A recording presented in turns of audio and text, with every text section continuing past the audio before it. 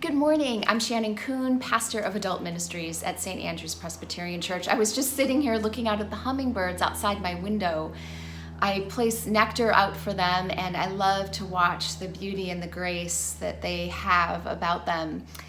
But I also witnessed something else, and maybe you've noticed this about hummingbirds too, but sometimes one will just be sipping nectar, and all of a sudden, out of nowhere, another one swoops in and chases him off. And sometimes they'll even fight over the feeder. A little known fact about hummingbirds is they're very territorial, and males will often fight to the death over their territory. These gorgeous birds have an ugly side to them as well. And you know, we humans have ugly sides too, unfortunately. It's not how we were created though. You know, Genesis tells us that we were created in God's image, which has no ugliness in it whatsoever.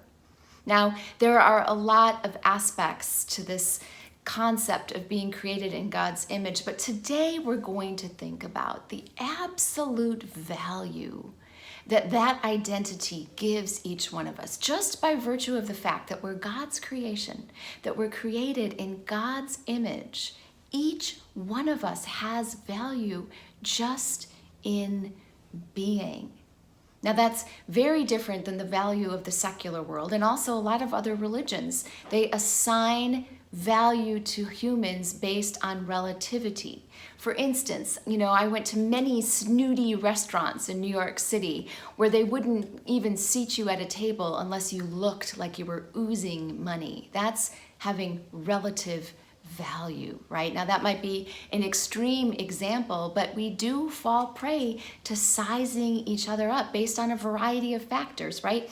Education level, socioeconomic status, sometimes just by someone's appearance. Just like the hummingbirds who are trying to position themselves over each other and their ugly sides come out, we too can fall prey to assigning relative value to each other, and it just kind of shows our ugly side. Now, Jesus railed against this kind of relativism. He was the great equalizer of this kind of mentality. You see, he, just by his interactions with different types of people, the marginalized, right? The sinners, the pariahs of the society, just by him interacting with these people, he exemplified to us that each and every person has absolute value in this world because we are all image bearers.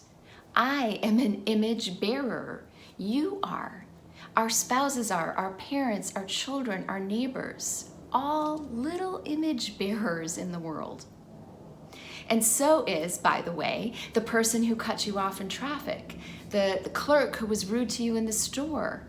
So is the person who stole some things out of your car last night. They all are image bearers. We are all little image bearers out there. We all have absolute value. We can so easily forget that, can't we? Well, what might today look like if we approached it in this way? Think of the people you are likely to meet or see over the course of this day. Your spouse, a close friend, a work colleague, or any number of total strangers that you are going to encounter today. And ponder the image bearers that they are image bearers.